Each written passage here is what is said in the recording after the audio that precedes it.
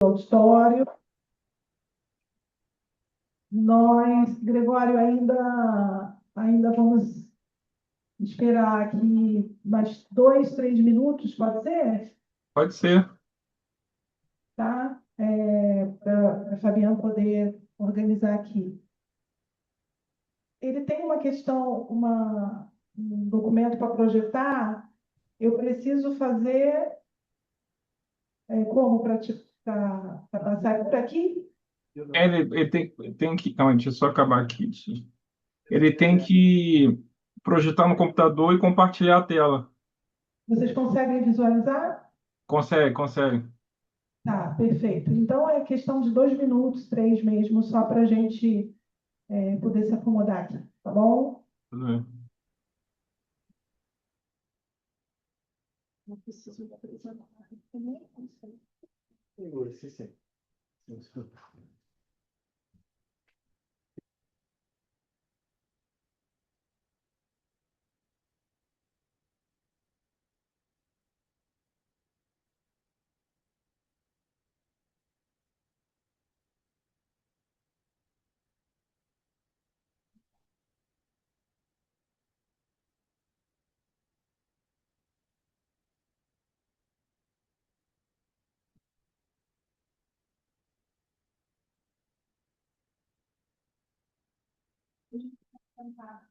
Sim. Como você prefere. Talvez a gente coloca no mesmo. Bacana.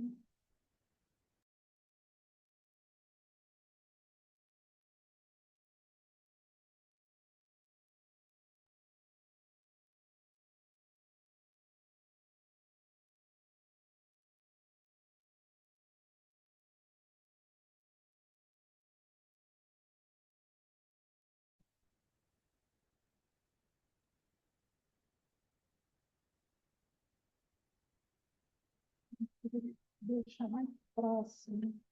Gisele, você acha que a gente consegue deixar essa câmera mais próxima dele? Você consegue me ajudar aqui?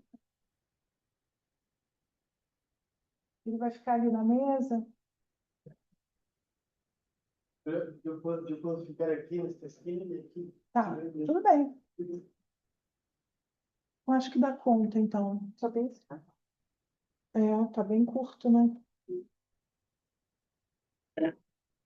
Vamos então iniciar. É vamos ver onde está conectado. Acho que eu sou. Você que consegue passar. Uma turma de coisa assim.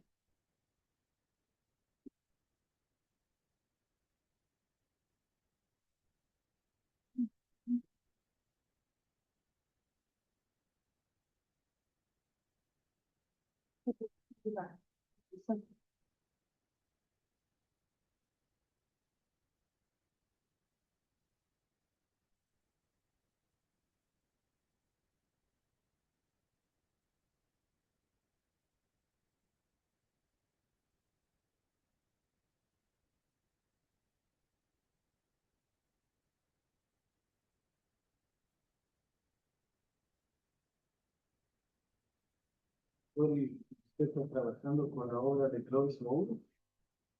Sim, eu sou do mesmo estado, eu nasci no mesmo estado de nascimento do Clóvis Moura, estado do Piauí, Brasil, aí, né? Ese estado de Paraíba. Piauí, Piauí. Piauí, mais ao nordeste ali está entre o Maranhão e o Ceará. E o Clóvis Moura, ele, não sei se você Sí, conhece, é, yo he ido consiguiendo la obra de Clovis é Moura. muito importante porque, assim, digamos, na perspectiva da crítica, não é, aos cortes de discriminação étnico-raciais ao povo negro, o Clóvis, a obra dele inaugura, por assim dizer, não inaugura, é muito forte, mas ele foi um cara muito convicto na questão da luta de classe, e só pode compreender o Brasil, essa é a perspectiva do Clóvis, né? É impossível compreender o Brasil se não se considera, não é, a questão étnico-racial na perspectiva do povo negro como formação social do Brasil. E não uma formação social que participou passivamente, mas ativamente, né? O quilombismo, que é a grande categoria que o Clóvis constrói na obra dele, né? Construir na obra dele. Quilombismo, Bom dia. no Vamos Clóvis, dar início às atividades, ao ciclo né? de A forma, debates que o TESE organiza. Hoje nós estamos com o professor Fabiano Cabaluz. e O professor Fabiano é pedagogo, pesquisador e professor universitário com atuação na Universidade de Chile. Antes de apresentá-lo, gostaria de me apresentar. Meu nome é Jaqueline Botelho, sou professora aqui da Escola de Serviço Social da Universidade Federal Fluminense, faço parte da coordenação do Grupo TESE, que é uma iniciativa mais de 20 anos, né, integrada de pesquisa da Universidade Federal Fluminense, UERJ e Escola Politécnica de Saúde Joaquim Venâncio, com a coordenação do professor Galberto Frigoto, professora Marise Ramos, professora Maria Ciavata e professor Gregório Albuquerque, que nos acompanha aqui na sala. Agradeço a todos os que estão presentes, virtualmente, presencialmente. Agradeço a Cecília, que está aqui com o seu grupo de estudos, Gregório, Cláudia Marchi, pessoas aqui também presentes, prestigiando o evento. Dizer que é sempre um desafio, porque nós estamos aqui ocupando a universidade, né, também no movimento militante, além de um movimento de esforço acadêmico, por conta do esvaziamento da própria universidade, é sempre um desafio ocupá-la, né, e ainda mais considerando que os estudantes são estudantes trabalhadores, nesse horário, né, estão aí nas suas atividades laborativas. E que bom que temos a possibilidade do híbrido para que a gente possa garantir as discussões e prestigiar esse momento importante com a presença do professor Fabiano. Bom, então eu vou passar para a sua apresentação e, antes disso, gostaria de falar aqui um pouco do tema, né, que nós vamos discutir hoje, os desafios da educação pública no contexto das políticas neoliberais no Chile e no Brasil. Professor Fabiano Cabaluz é pedagogo, pesquisador e professor universitário com atuação na Universidade de Chile e na Universidade de Playa Ancha. Sua trajetória acadêmica e política é marcada pelo compromisso com as pedagogias críticas latino-americanas e educação popular e a construção de projetos educativos emancipatórios. Entre suas obras de destaque encontra-se o livro Educação e Marxismo Latino-Americano, Ensaios de Pedagogia Crítica para um Projeto Emancipatório, no qual estabelece um diálogo profundo entre o pensamento marxista latino-americano e a educação, articulando autores como José Carlos Mariátegui, Paulo Freire, René Zavaleta Mercado, Henrique do Céu e Adolfo Sanches Vázquez. Também em sua produção, Fabiano Cabaluz defende que a educação não pode ser compreendida de forma neutra ou descolada das disputas sociais. Ao contrário, ela constitui um campo estratégico de resistência e transformação profundamente relacionado às lutas contra o neoliberalismo, o colonialismo e as desigualdades estruturais em nossa América Latina. É importante considerar o diálogo com a profissão do professor Fabiano Cabaluz, cuja obra tem contribuído de maneira consistente para o fortalecimento do pensamento crítico e das pedagogias emancipadoras em nosso continente, né? Então, a sua presença entre nós é especialmente significativa porque nos convida a refletir sobre os desafios contemporâneos das políticas públicas de educação, trabalho, saúde e renda, em perspectiva comparada entre Chile e Brasil, dois países marcados por profundas desigualdades, mas também por importantes experiências de resistência e construção coletiva. Eu sou Fabiana Cabaluz, ser muy bienvenido à Escola de Serviço Social da Universidade Federal Fluminense. É uma grande honra recebê-lo nesta manhã. Voy a compartir aquí.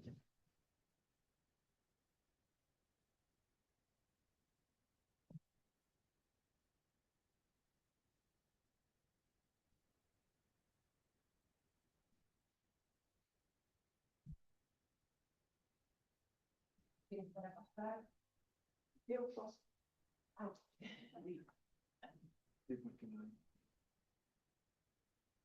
Bien, buen día a todas, a todos. Muito obrigado, Jacqueline, por la invitación. Muito obrigado al grupo Tesis por la invitación a hablar sobre las políticas en educación y en salud, específicamente en Chile. Voy a hablar en español despacito. Si hay algún problema, usted me dice. Yo no hablo portugués, pero algo de portuñol. Então, lo primero que... Eso. Paciente. Eso. Obrigado. Lo primero que quiero compartilhar con você es que o actual gobierno de Chile, o actual ciclo político, podríamos decir, lleva 2 meses y un poco más en el gobierno José Antonio Kast, que representa a las fuerzas de la ultraderecha chilena. Es un presidente muy vinculado con los planteamientos del gobierno de Bolsonaro, por ejemplo, para el caso de Brasil. Entonces, lo que voy a compartir son algunos procesos que se están, digamos, dinamizando en la sociedad chilena por parte del actual gobierno de José Antonio Kast. Lo primero que habría que hacer es situar en términos generales el gobierno de Kast, y es un gobierno que es parte de toda digamos, la corriente política y social de la ultraderecha a nivel global, ¿no? La ultraderecha es una fuerza internacional y que actúa con pautas comunes, con pautas internacionales acordadas, digamos, en diferentes espacios de coordinación global. La Conferencia Política para la Acción Conservadora es una de las más conocidas. Y bueno, ha tenido expresión muy fuerte en América Latina con el gobierno de Bukele, el gobierno de Bolsonaro, el gobierno de Milei en Argentina, el gobierno de Kast en Chile, pero por supuesto tiene expresiones fuertes en Europa, Meloni en Italia, Vox en España, Trump en Estados Unidos, etcétera, ¿no? Orbán, que acaba de salir de Hungría. Podríamos decir, la ultraderecha es un proyecto internacional, internacionalista. Hay un internacionalismo conservador, podríamos decir, o un internacionalismo reaccionario. Y esta primera idea es importante porque yo pienso que si la ultraderecha es internacionalista, la confrontación a la ultraderecha también tiene que ser internacionalista. Por lo mismo es importante que existan espacios de diálogo, de conversación entre Chile, Brasil, Argentina, entre quienes, digamos, han tenido que confrontar o quienes están confrontando a estas fuerzas sociales y políticas. Además, una segunda idea importante en términos de introducción es que la ultraderecha chilena representa una fuerza de continuidad con la dictadura cívico-militar, ¿no? son una fuerza que reivindica explícitamente el legado de la dictadura, que reivindican el gobierno de Pinochet, el autoritarismo y el proyecto neoliberal de la dictadura. Entonces, ahí hay una discusión dentro de la sociedad chilena si es que para muchos periodistas, sobre todo, el gobierno de Kast es un gobierno que está intentando ser refundacional, ¿no? Yo discuto ese planteamiento señalando que más que ser refundacional, lo que está queriendo es reconectar con el momento fundacional de la realidad chilena, que fue el golpe de Estado y la dictadura militar. Es un gobierno que intenta reactualizar el proyecto de la dictadura. Eh, ¿Cómo se ha caracterizado la ultraderecha en general, ¿no? Han habido muchos conceptos para definir a la ultraderecha. Enzo Traverso, historiador francés, dice es una ultraderecha posfascista. Hay autores que dicen son gobiernos populistas de derecha. Hay autores que dicen son gobiernos iliberales. Y hay otros por los cuales a los cuales yo adscribo, y aquí en Brasil hay todo un grupo de pesquisa vinculado a la obra de Nikos Pulanzas, eh, que digamos, quien conduce ese grupo es Armando Boito, quien han desarrollado la idea de que tenemos una derecha global neofascista, es una derecha neofascista. ¿Por qué una derecha neofascista? Y esto lo toman del libro de Nikos Pulanzas, Fascismo y Dictadura,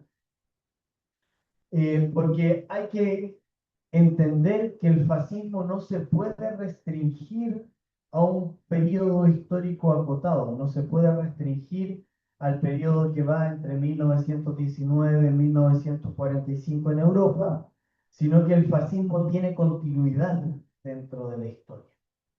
Y por tanto, lo que existiría, y este es el concepto de Pulanzas, un proceso de fascistización.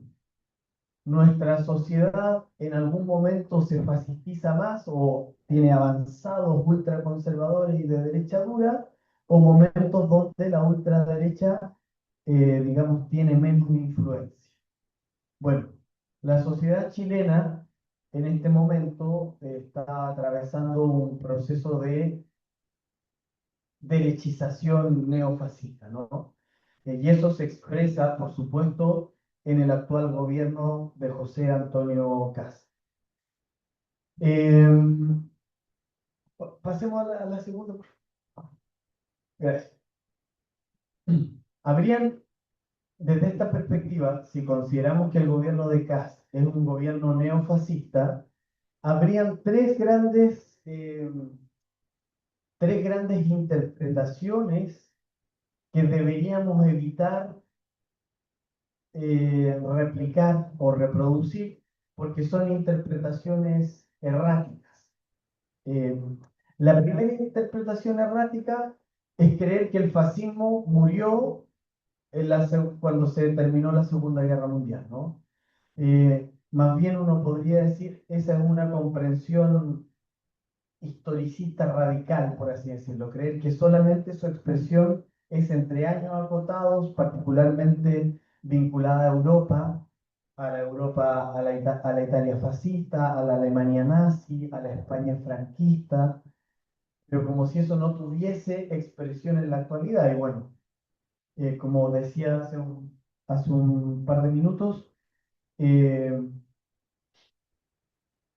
el proyecto fascista o neofascista ha tenido diferentes momentos y se ha seguido desenvolviendo dentro de nuestra sociedad.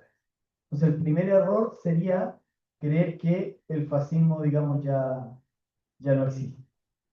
El segundo error, y este es un punto bien importante, que cuando se habla del neofascismo muchas veces se reconocen características generales, ¿no?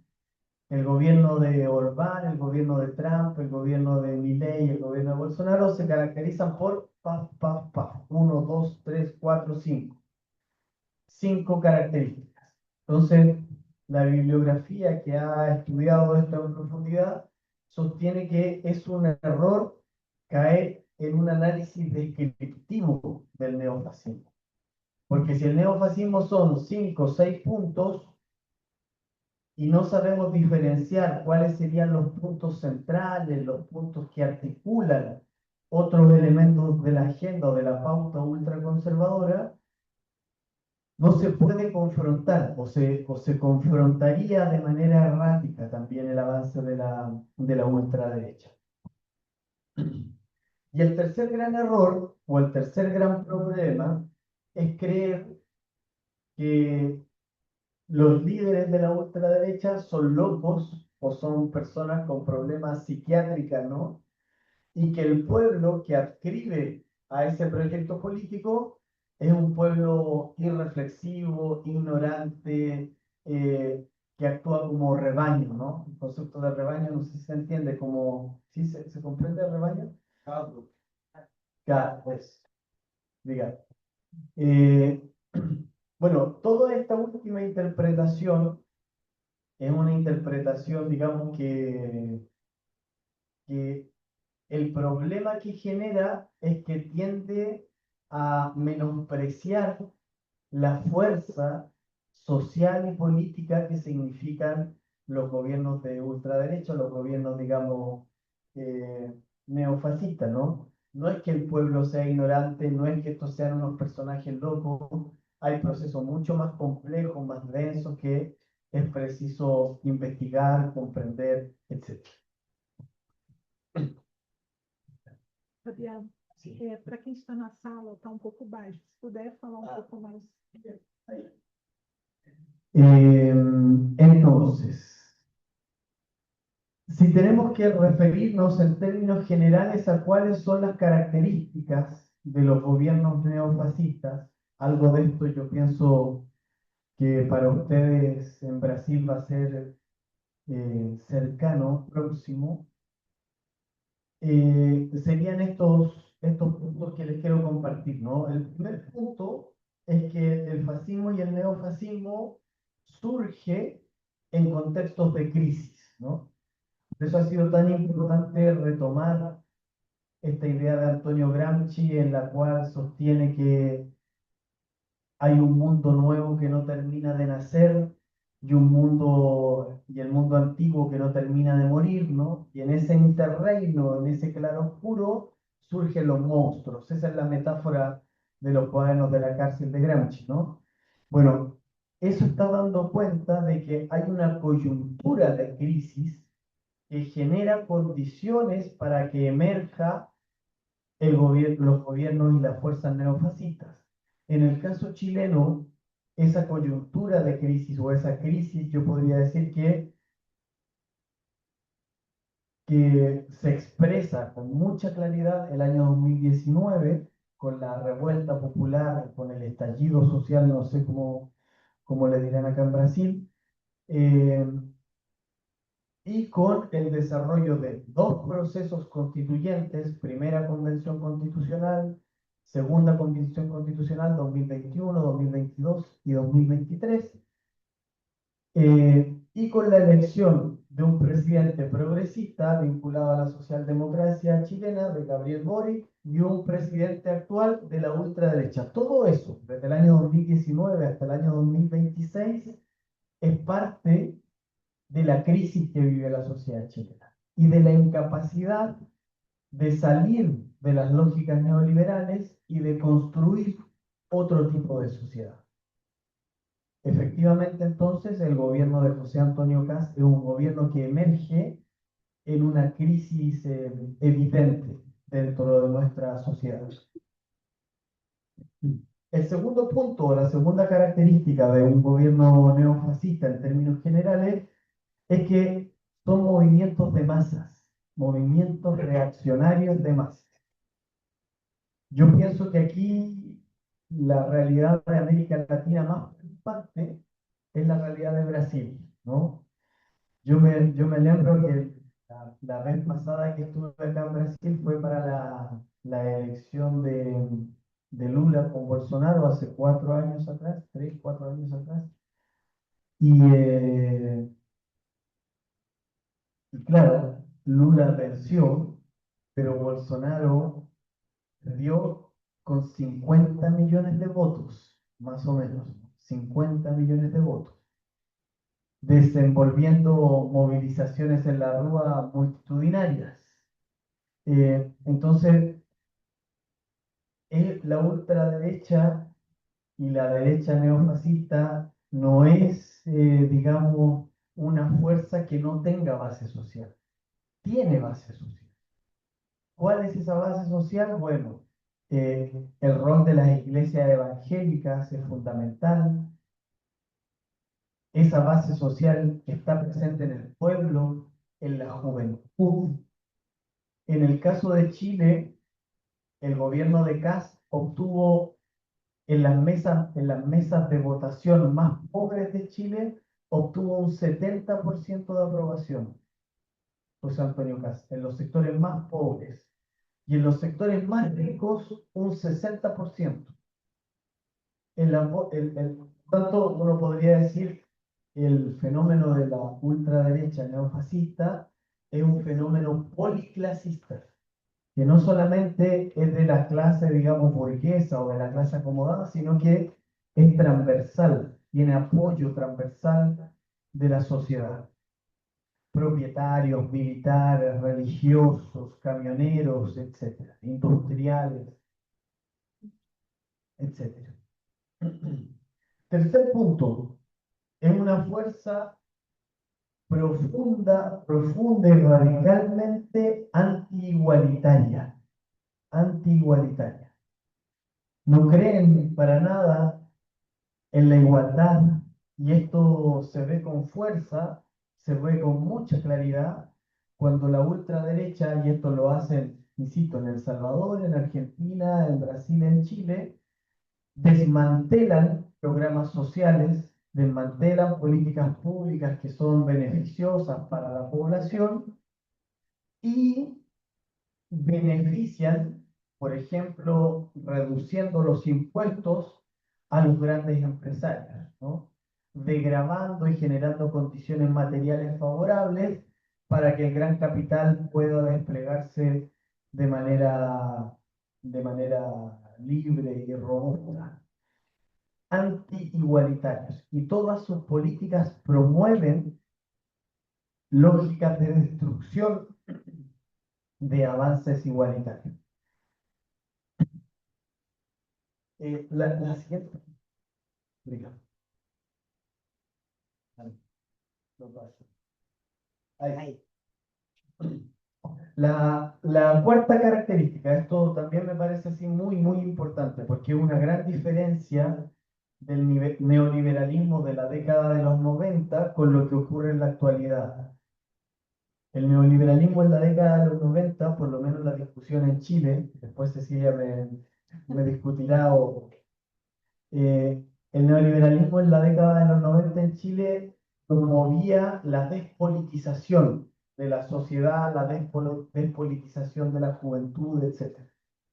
Lo que hace hoy la ultraderecha es que politiza la sociedad, pero contra los intereses de los trabajadores, de las trabajadoras y de las grandes mayorías.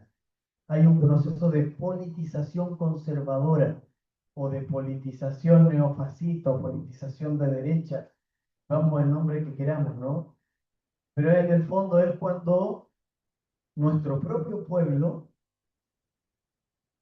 rechaza, por ejemplo, al movimiento estudiantil, que sale a la calle para decir que no puede haber lucro con la educación, o que la educación no puede ser una mercancía, o que la SAUGI no puede ser una mercancía.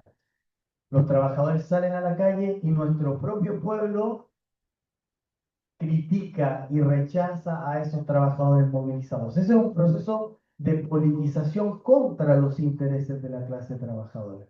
No es un proceso de despolitización, no es indiferencia política, es un posicionamiento político conservador. Y eso es lo que promueve la ultraderecha chilena. Como quinto punto, y esto me parece también bien transversal, es una derecha autoritaria. Promueve la concentración de atribuciones políticas en el poder ejecutivo, la reducción de atribuciones políticas del poder legislativo y muchas veces cierto control sobre el poder judicial. Se rompe, por así decirlo, esa idea de el Estado moderno y las expresiones políticas liberales que planteaban el equilibrio de poderes del Estado. La ultraderecha tiende a concentrar el poder en el Ejecutivo y, por supuesto, apuntan por destruir la democracia, ¿no? En todos los casos de América Latina esto ha sido muy claro, pero Javier Milei, el presidente de Argentina, lo dice explícitamente. Javier Milei dice, nosotros, refiriéndose al proyecto, ¿no?, de La Libertad Avanza, como se llama la fuerza, nosotros somos el topo del Estado y el topo de la democracia. El animal del topo, ¿se entiende, no? El concepto de topo. El topo es como un roedor que vive bajo la tierra y que, ¿sí conocen el topo? La- Sí, sí. Vean que desde dentro va erosionando, va rompiendo, ¿no? Parecido. El tope. Topeya. Bueno, es un animal que va desde dentro de la tierra, va rompiendo la tierra, ¿no? Milei decía eso con respecto al Estado y a la democracia. Desde dentro de las lógicas del Estado y desde dentro de las lógicas de la democracia liberal representativa, destruimos el Estado y destruimos la democracia.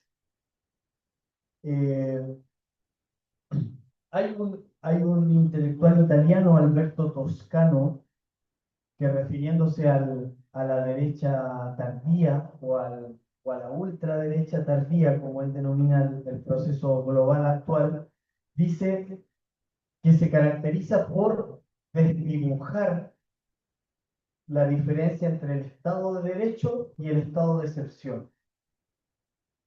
Este sector político intenta generar un estado de excepción permanente o un estado de emergencia o de alerta permanente, porque eso justifica, valida, legitima políticas autoritarias y desarrollar, digamos, una agenda conservadora con más, digamos, muñeca, con más posibilidades, ¿no?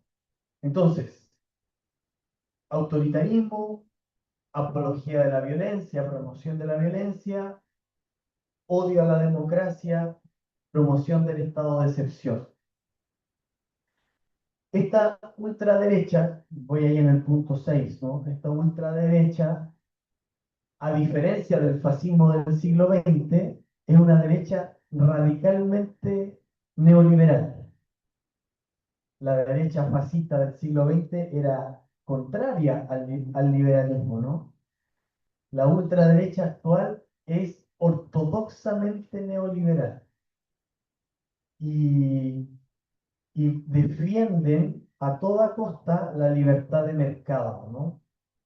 Hay una sacralización de la libertad de mercado y una satanización de lo público, de lo estatal, de un Estado garantizando derechos sociales, etc. Bien, y el último punto es que está ahí, pero ya lo dije, son fuerzas que reactualizan, para el caso de América Latina, los proyectos dictatoriales, ¿no? Eh, También, según entiendo, Bolsonaro hacía lo mismo, reivindicaba ciertas prácticas y ciertas lógicas de la dictadura. Bien, pues no más. La profesora. Ahí.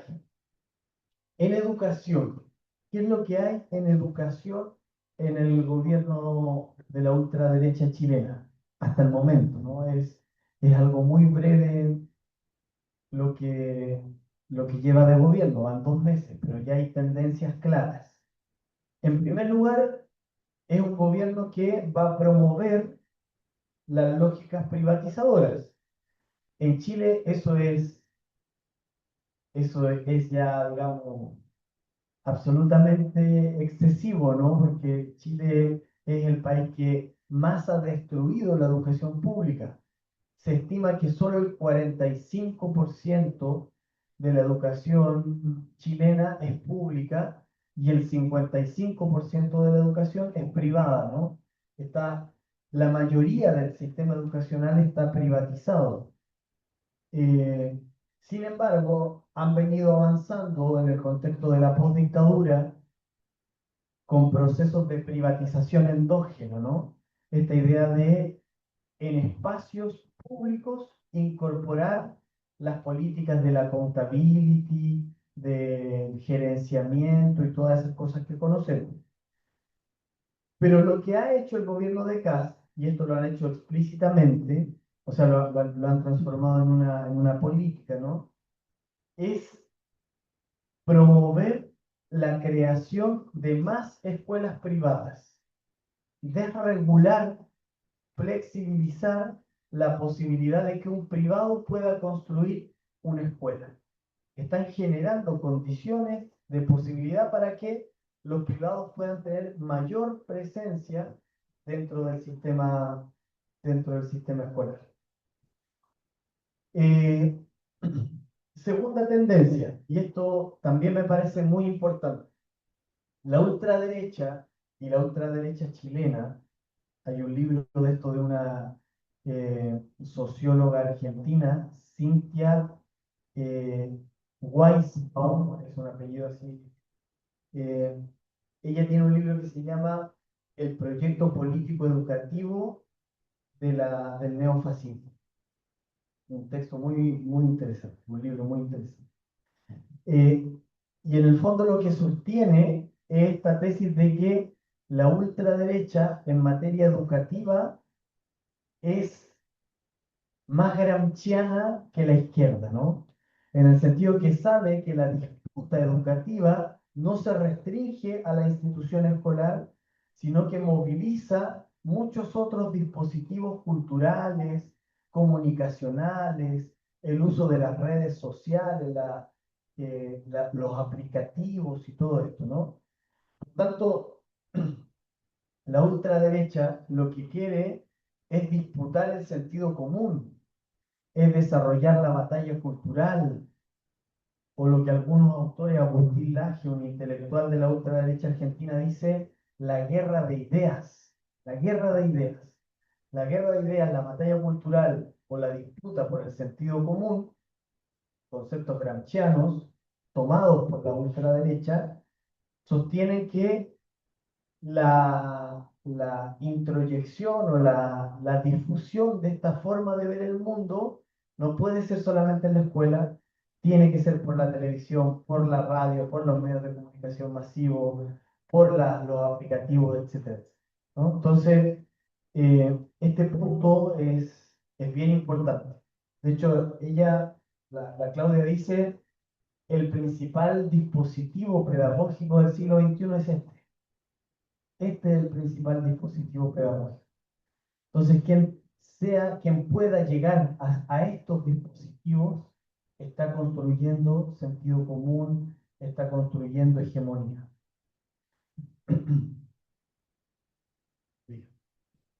Eh, por supuesto, hay una tendencia a desmantelar. El concepto de desmantelar se entiende, ¿sí? A desmantelar ciertas políticas sociales, ciertos programas que eran considerados muy costosos, onerosos, irrelevantes, pero generalmente son programas o proyectos que beneficiaban a los sectores más postergados de la sociedad. Milei hablaba de la figura de la motosierra, ¿no? El gobierno de Kast se han generado algunos escritos para decir que es el gobierno de la retroexcavadora, el gobierno que va destruyendo y desmantelando ciertos programas sociales en esta clave, ¿no? Ya el Ministerio de Hacienda en Chile ha instruido la reducción del 3% del presupuesto de todos los ministerios del Estado. Y en educación, el recorte de ese 3% son recortes que refieren a educación de jóvenes y adultos, educación integral, educación sexual, educación no sexista, educación sexual integral, eh, programas de educación intercultural bilingüe, programas de promoción de la lectura, eh, incluso programas de alimentación escolar. Cuestiones así que son absolutamente indignantes, ¿no? Y que han generado que el movimiento estudiantil ya haya salido a las calles, ya van 2 semanas en las que el movimiento estudiantil secundario y universitario está saliendo a la rúa para protestar con respecto a estas políticas de desmantelamiento, ¿no? Esta es una tendencia que seguramente va a continuar, van a continuar desmantelando todo lo que puedan en términos de programas sociales.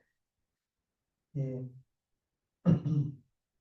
En cuarto lugar, esto también lo vivieron aquí en Brasil, ¿no? Y lo vamos a vivir en Chile, tengo certeza que lo vamos a vivir.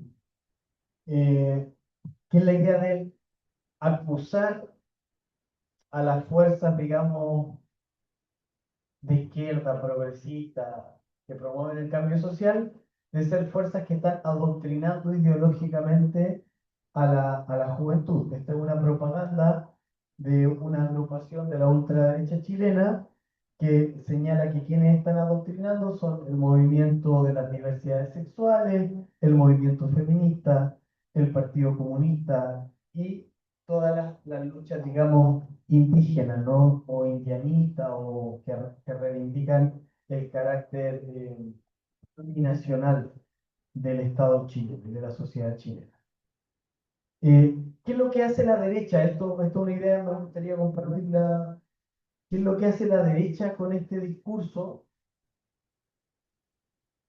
Todo lo inverso de lo que decía Marx en la ideología alemana con respecto a la ideología, ¿no? Porque Marx decía, quienes producen ideología son las clases dominantes, porque las clases dominantes son los propietarios de los medios de producción cultural también, ¿no? Son los dueños de los, digamos, de la prensa, son los que construyen el sentido común, los que pueden controlar las escuelas, las universidades, etcétera, y son los que tienen la posibilidad de que sus ideas de clase, que son ideas restringidas, intereses particulares, se presenten al conjunto de la sociedad como intereses generales. Algo que le conviene a la clase burguesa o a la clase dominante, se presenta a la sociedad como algo que conviene al país entero. ¿Cierto? Esa era los planteamientos de manera muy general y absolutamente resumida de la reflexión sobre la ideología en Marx. Lo que hace la ultraderecha es que lo invierte. Dice, no son las clases dominantes las que producen ideología, son, vamos a decirlo así, las clases dominadas cuando impugnan el orden social, cuando luchan contra el orden social, las que producen ideología. Niegan las clases dominantes que sus escuelas sean ideológicas. Niegan que las escuelas católicas, que las escuelas que promueven la meritocracia, el individualismo, la competencia, sean ideológicas. Ahí no hay ideología. La ideología está cuando las mujeres, cuando las organizaciones sindicales o de trabajadores, cuando las organizaciones indígenas, cuando las organizaciones de memoria y derechos humanos cuestionan el orden social, ese movimiento que interpela o que impugna el orden social, Eso es acusado de ideología, ¿no? Y bueno, supongo que esto viene de la mano de mecanismos de denuncia hacia aquellos profesores o hacia aquellos establecimientos que permiten que estos discursos se fortalezcan. En algunos casos, Perú, Colombia, Argentina, han promovido la denuncia directa hacia los profesores, que los estudiantes o los propios compañeros de trabajo denuncien a un profesor que está promoviendo el pensamiento feminista o el ideario marxista o la crítica anticolonial o lo que sea. Esa es una práctica de la dictadura. La práctica tenía un nombre que se llamaba la delación. Delación. Usted tiene que delatar a aquella persona que está haciendo algo que no corresponde, entre aspas, ¿no? Que no corresponde a la educación. Y una sociedad, una escuela, un espacio educativo donde existe la delación es un espacio donde existe el miedo y donde existe la desconfianza. Yo no puedo confiar en el otro, en mi compañero de trabajo, en los estudiantes, no puedo confiar en nadie porque cualquiera me puede delatar. Entonces, lo que genera todo esto es la imposibilidad o la dificultad de construir comunidades educativas, espacios colectivos, espacios de confianza en el otro, eh, de promover la asociatividad y todo esto, ¿no? El tema del adoctrinamiento ideológico tiene muchas repercusiones dentro de los sistemas educacionales. En materia también educativa todavía no. Hay una tendencia, por supuesto, autoritaria, todo lo que tiene que ver con dar mayor atribución a los directores, a los sostenedores, etcétera, para poder eh, expulsar a los estudiantes o a los profesores o a quien sea que genere violencia escolar, ¿no? La ultraderecha toma el discurso, toma lo que ocurre en materia de violencia escolar y por supuesto que no lo aborda en términos complejos ni en términos sociales, no asocia la violencia escolar a problemas de desigualdad estructural, sino que lo remite a una cuestión de disciplina y a una cuestión de orden. ¿Cómo se soluciona el problema de la violencia escolar? Restableciendo el orden y la disciplina, concentrando mayores atribuciones en los directores, y de esto en Chile tenemos mucho. Teníamos una ley que venía del gobierno anterior, que es la ley Aula Segura, que es una ley para poder expulsar a estudiantes, es una ley para poder expulsar a estudiantes secundarios que tenían participación en la movilización estudiantil, en la marcha, en las paralizaciones. Y actualmente hay un proyecto de ley que se llama Escuelas Protegidas.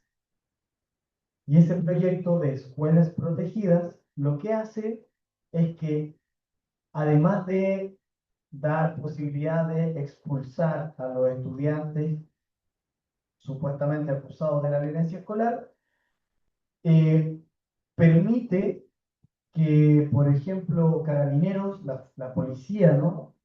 pueda estar revisando las mochilas de los estudiantes al ingresar a la escuela.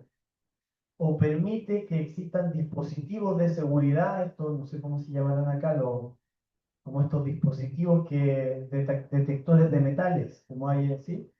En el fondo, solucionar el complejo problema de la violencia escolar en clave de seguridad, en clave militarista, uno podría decir en clave represiva, en clave autoritaria.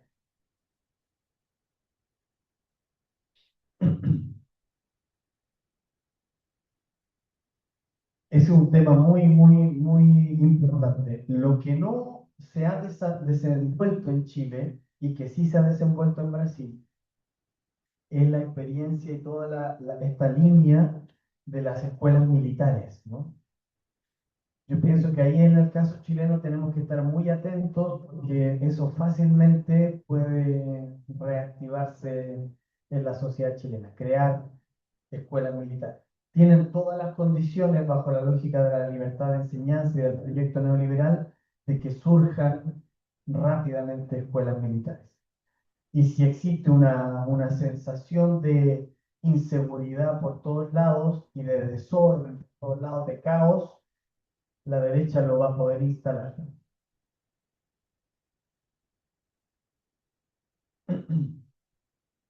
Otra tendencia en la educación, una tendencia nacionalista, noción del nacionalismo chileno, que es un nacionalismo, por supuesto, monocultural, monolingüista, que promueve el discurso del mestizaje. Somos todos chilenos, somos todos mestizos, es un discurso homogeneizante, ¿no? Somos todos lo mismo. Acá no hay indígenas, no hay comunidades migrantes, tenemos que ser todos chilenos y se reivindican ciertos símbolos, ciertos rituales asociados a la idea de la chilenidad. Rituales, símbolos y todo, por supuesto, que promueven lógicas, digamos, absolutamente cerradas de entender la cultura chilena. Lo paradójico del patriotismo y del nacionalismo de la ultraderecha es que es un nacionalismo vasallo, como dice un sociólogo argentino, acaba de publicar un libro la semana pasada que se titula La derecha vasalla. La idea lo vasallo refiere al vasallaje de la Edad Media, ¿no? ¿Se entiende el concepto vasallo? Sí. ¿Sí? Gracias. Eh, es una derecha que al interior del país es nacionalista, pero frente a las potencias imperialistas es subordinada. Somos súper chilenos, pero ante Estados Unidos somos súper sometidos, ¿no?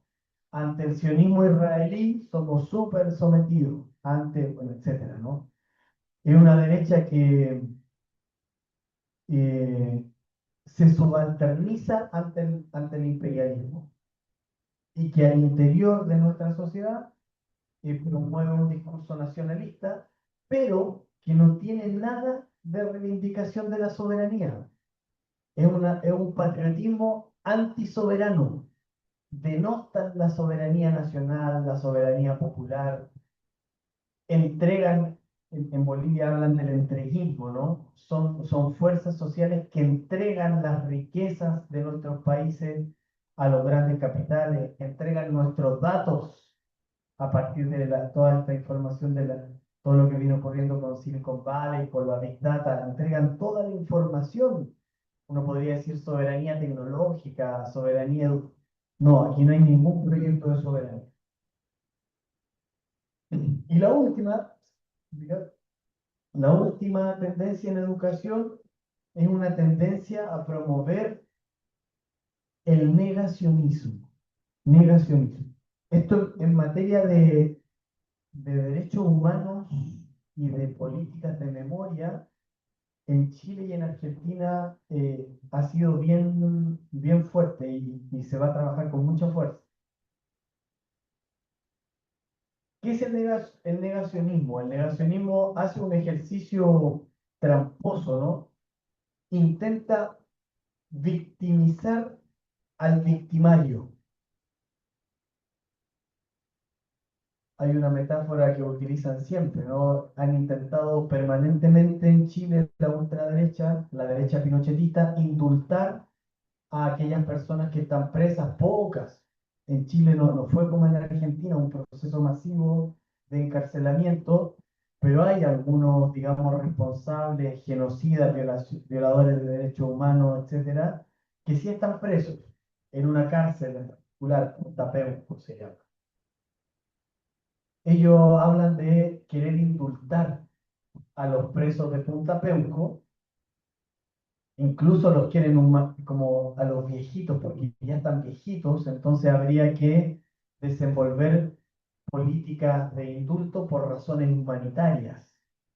Eh, y lo que ha llegado a señalar Kast es que ellos hicieron lo que hicieron, violaron los derechos humanos, porque estaban cumpliendo con su deber. Y por tanto, la sociedad chilena, si estaban cumpliendo con su deber, no les debe, lo que les debe es más bien un reconocimiento de que fueron héroes, fueron responsables. Entonces, la figura del victimario, la figura del represor, se intenta humanizar, se intenta, digamos, blanquear, limpiar, digamos, eh, todo eso con el propósito de exculparlo de responsabilidades jurídicas y de responsabilidades penales. Entonces, la ultraderecha esto lo ha hecho permanentemente, ¿no? Políticas de negación. Esas políticas de negación también pasan por sacar del currículum oficial todo lo que tiene que ver con la violación a los derechos humanos, todo lo que tiene que ver con la dictadura, desfinanciar espacios de memoria, centros y sitios de memoria que desarrollan un trabajo con la sociedad importante, lo está desfinanciando. Y lo otro que han hecho es que han vandalizado sitios de memoria. Sitios de memoria se comprende, ¿no? El concepto de idea de sitios de memoria, sí, son espacios que fueron centros de detención, centros de tortura, etcétera, que hoy día son resignificados. Bueno, los sitios de memoria, estos sectores, de hecho, en el contexto previo a la elección, varios sitios de memoria de Santiago aparecieron rayados y escritos que viva Pinochet, muerte a los zurdos, muerte a la izquierda, pues, consignas de ese tipo, ¿no? Reivindicación del legado dictatorial. Y por supuesto, el negacionismo también, además de querer limpiar la figura del victimario, culpabiliza a la víctima, reculpabiliza a la víctima. Lo que han hecho en este sentido es todo lo que tiene que ver con querer señalar que las personas que tienen algún beneficio por políticas de reparación, que tuvieron, no sé, salieron en algún informe de violación a los derechos humanos y reciben algún subsidio del Estado como política de reparación, son personas que han falseado la información o que han recibido recursos adicionales, que se están aprovechando, etcétera, ¿no? Entonces, como un ejercicio de culpabilizar a las víctimas, culpabilizar a las. Esto lo hacen con la dictadura, pero para el caso chileno también lo hacen con las víctimas de la revuelta popular del año 2019. Tratar de quitar responsabilidad a los militares y a los policías que asesinaron o que generaron daño ocular a la población que estaba en la rúa, y por otro lado culpabilizar a los jóvenes que estaban en la rúa diciendo que eran, digamos, vándalos, delincuentes, etc. Bien, hasta aquí con la educación. Y voy a decir una cosa muy pequeña de salud sobre el tema de la salud y para que hablamos la conversación, ¿no? En materia de salud pública, efectivamente ha habido también una política de desmantelamiento que está recién comenzando. Justo la semana pasada, hace 6, 7 días atrás, se hizo público un recorte presupuestario de un 2,5% del presupuesto en salud, eh, lo que implica directamente afectar a la atención primaria. El sistema de salud está organizado con atención primaria y atención secundaria, ¿no? La atención primaria se estima que va a ser la más afectada y son los programas que desarrollan políticas de prevención y políticas de promoción de la salud. Todo lo que tiene que ver con prevención y promoción de la salud son los programas de atención primario, van a tener que sufrir un reajuste algunos programas van a tener que ser cerrados y todo esto implica, por supuesto, expulsión o despidos de trabajadores y de profesionales de la salud. Eh, obviamente, ¿puedes hacer la segunda? Obviamente, si es que se cierran los programas de atención primaria o los programas que promueven y que previenen las enfermedades, esto atenta contra el negocio de la salud privada, ¿no?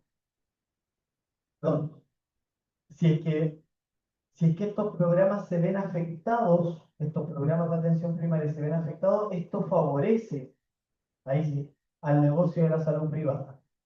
Porque sabemos que el negocio de la salud, sobre todo en el caso chileno, se basa en que haya mayor cantidad de personas enfermas, porque esas personas compran los medicamentos, intentan acceder a la salud privada, etc. Lo que señalan los compañeros de los sindicatos, eh, yo, nosotros trabajamos en colaboración con la Confusan, que es la Confederación de Trabajadores de la Salud Pública. Ellos nos dicen que si es que se restringe el presupuesto de la atención primaria y también el de los hospitales, lo que se puede generar es efectivamente una crisis sanitaria, ¿no? Que si la gente no se puede prevenir la enfermedad, va a llegar directo a la atención secundaria y la atención secundaria no tiene la capacidad para absorber a toda esa población que va directo a los hospitales. Entonces se genera una crisis sanitaria.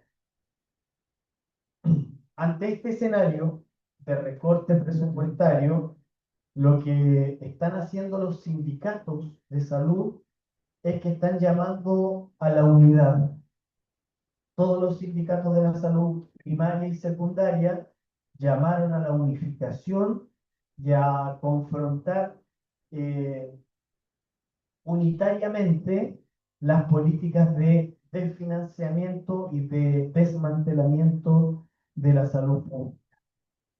Entonces, teníamos por un lado los movimientos estudiantiles, secundarios y universitarios ya movilizados, 2 semanas de movilización, y los trabajadores de la salud con un llamado a la movilización para los próximos días. Entonces, la sociedad chilena, por más que tengamos un gobierno de ultraderecha y neofascista, es una sociedad que de todas maneras está viva, está activa, está luchando por poner cierto freno, cierto resguardo al desmantelamiento que va a impulsar el gobierno de la ultraderecha. Bueno, lo dejaría hasta ahí, con eso vamos a cerrar. Sí. No, no, eso del mundo del trabajo no, porque justo se está debatiendo hoy, entonces vamos a... Eso, lo dejo hasta ahí, muchas gracias y bueno, abramos entonces una rueda de conversas, preguntas. Ya.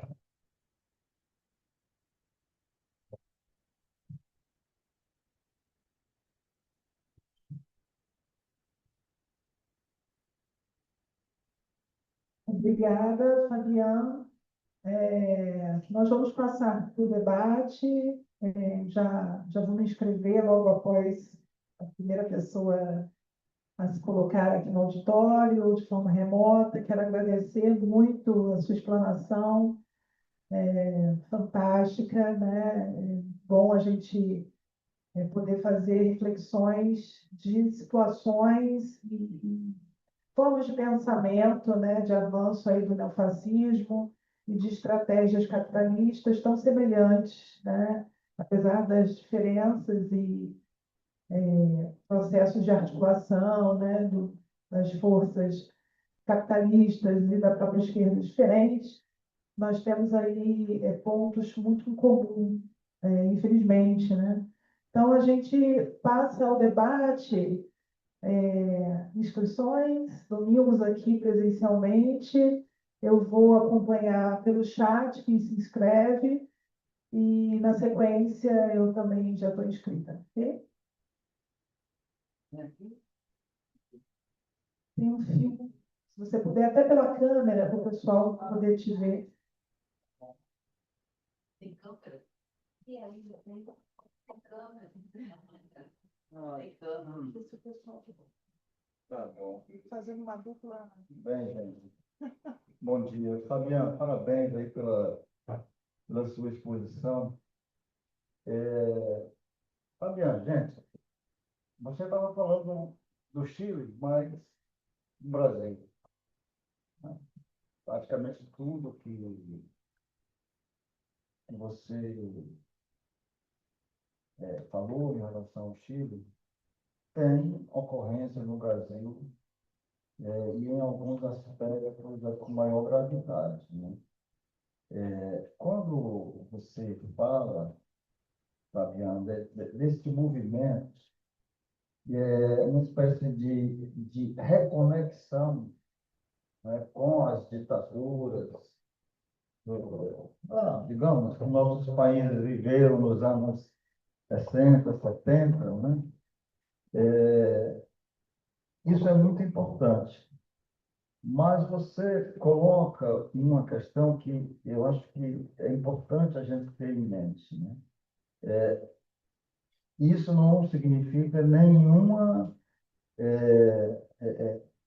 alívio àquele processo bruto que foram as ditaduras militares nos anos 60 e 70 e parte ainda, metade dos anos 80, que foi um aspecto brutal, repressor, mas, de fato, você coloca uma questão que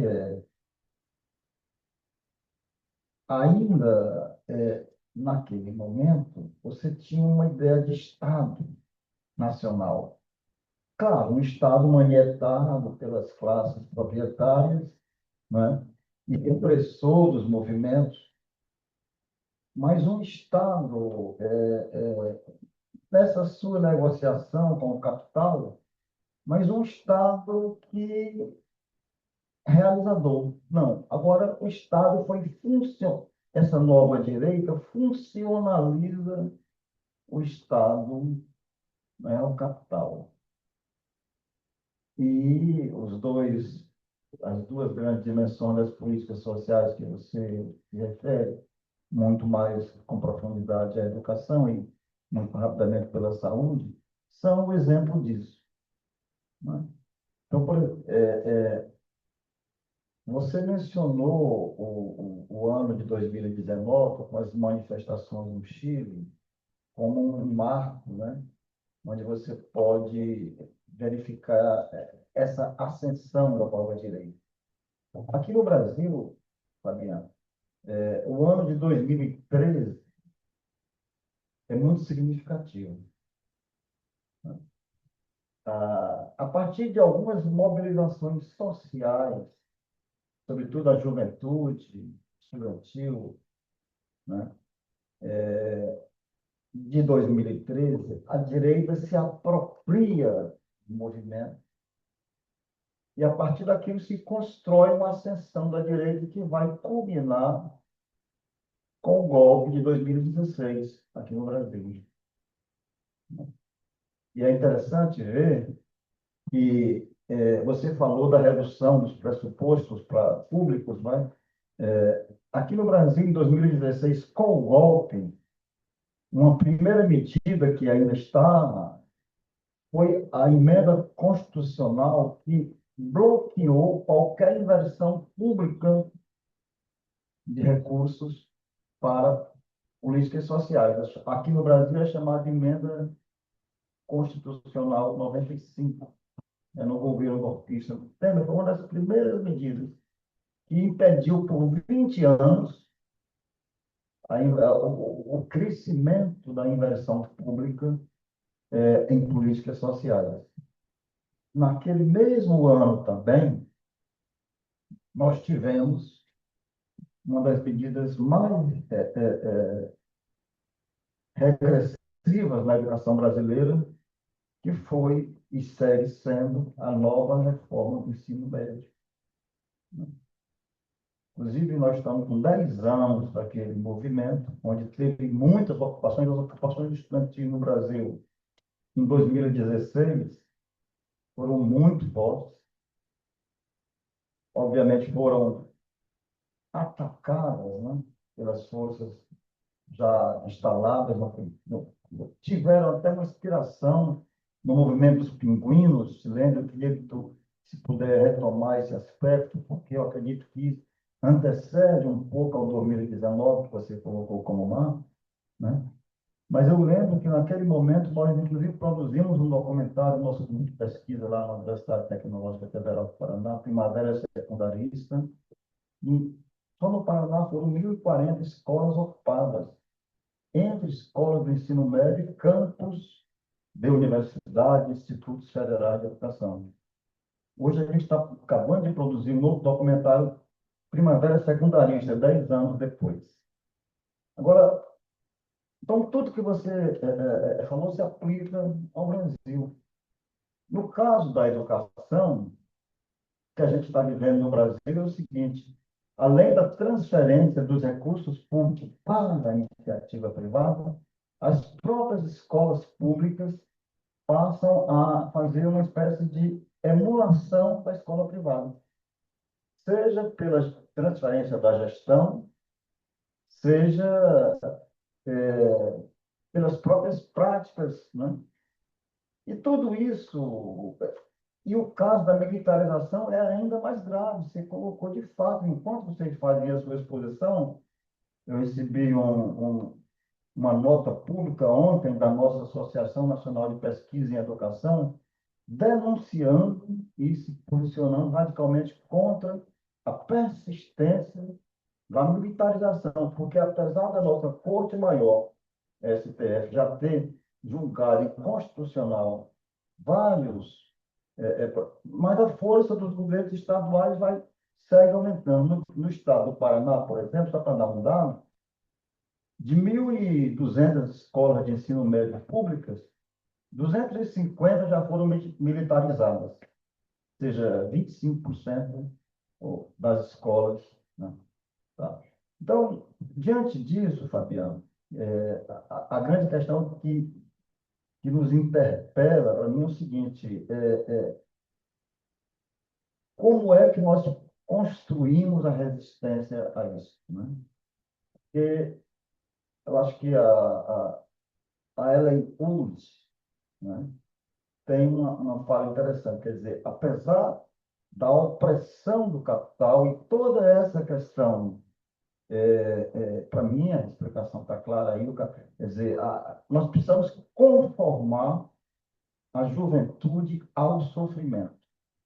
O capital cada vez mais precisa expoliar a classe trabalhadora, dada a redução tendencial do lucro e a tecnologia digital ainda acirra mais a competição e a redução do lucro. Então, você tem que expoliar ainda mais a classe trabalhadora. E aí você precisa adaptar as juventudes a um processo psicofísico de sofrimento. E como você vai dar tudo que ele gostou? Ellen Wood é uma autora canadense que fala sobre as origens do capitalismo. Muito interessante o trabalho dela, porque ela diz o seguinte: a luta contra o capital é mundial. Então, a referência do Marco Trabalhadores do Mundo Unidos é perfeita. Agora, concretamente, as resistências se fazem nos locais, né? Então, como conectar essa é a minha questão, né? Por exemplo, na América Latina, né, nós estamos vivendo vários processos de luta. O que está acontecendo na Bolívia, o que está acontecendo no Peru, ou essa antivéspera da eleição aqui no Brasil, são movimentos semelhantes. Então, a grande questão é se a luta contra o capital é global e se explica nessa expoliação cada vez mais necessária. Então, a juventude trabalhadora, ela é um objeto de adaptá-los ao sofrimento maior. Então, se a luta é global, como conectar essas lutas locais, né? Eu acho que esse é um grande desafio. E no que você, no seu trabalho, é isso que eu quero elogiar, quando você mostra, né, essa proximidade pelas, né, tendências e pelas expressões do processo político chileno que se analisa, que a gente começa a perceber essas semelhanças, né? É um trabalho muito importante. Então, no fundo, queria ver se você pode retomar um pouco antes do 2019 no Chile, porque aqui teve uma influência aqui no Brasil, né? Falar um pouco mais sobre isso e verificar essas possibilidades de conexão de nossas lutas. Mas, parabéns pelo seu trabalho. Obrigada, Domingos. Nós não temos inscrições no chat, por enquanto. Aqui, Cláudia, logo depois de você, eu falo. E a gente posso falar? Também estou prometendo tanto, né?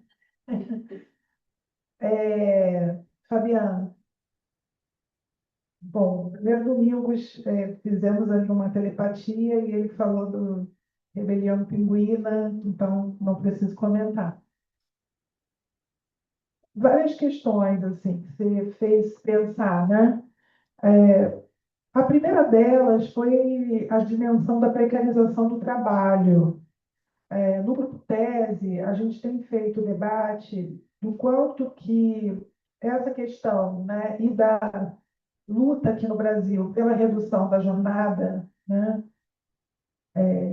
6 por 1, que tem uma ação bastante fervorosa da extrema-direita nas mídias, né, nas redes sociais, contrária à redução da jornada, a gente tem pautado o quanto que isso tem afetado, incidido diretamente nas limitações para a própria organicidade, né, da classe trabalhadora e das esquerdas. Então, na universidade, por exemplo, que é um espaço de grande disputa, né, a gente tem estudantes que são Uber, né? Então, a gente falava sobre isso, o quanto que é difícil a gente estar orientando um aluno e ele dizer assim, o seguinte, olha, eu tenho uma corrida de moto, né, e é metade do aplicativo, e eu preciso avaliar a cada tempo em sala de aula se vale a pena eu sair e fazer ou se eu tenho que permanecer.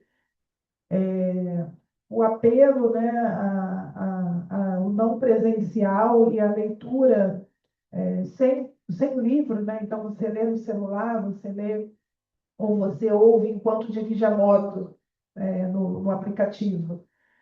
Então, em termos de organização, eu estou de costas aqui. Em termos de organização política, isso traz para nós uma grande limitação. Além disso, a ultraviolência do Estado foi outra dimensão que sua fala me fez pensar sobre a particularidade brasileira. Um Estado extremamente violento, com genocídio indígena, genocídio negro nas favelas, mais de 150 pessoas assassinadas na favela ali no Complexo da Penha e do Alemão. Então, e não só nessas ações mais de maior repercussão midiática, né? Mas a ação de grupos paramilitares armados no campo e na cidade, as denúncias dos indígenas do MST, enfim, como um elemento extremamente marcante. E já dizia, né, a Virginia Fontes, antes mesmo que a juventude se coloque organizada num movimento popular, o Estado trata de chegar na sua dimensão ampliada com as ONGs, né?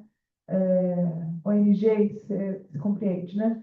Para que possa ali fazer uma capturação dessas lideranças e assim a luta fica institucionalizada, né? Não se torna de fato popular.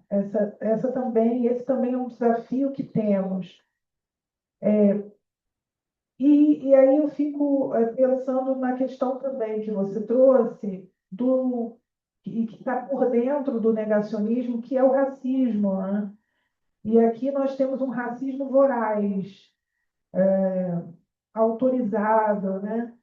Então, a extrema-direita, nas eleições de Bolsonaro, fez emergir, né, dos porões, assim, dos bueiros, né, esse discurso extremamente violento e abertamente racista, né?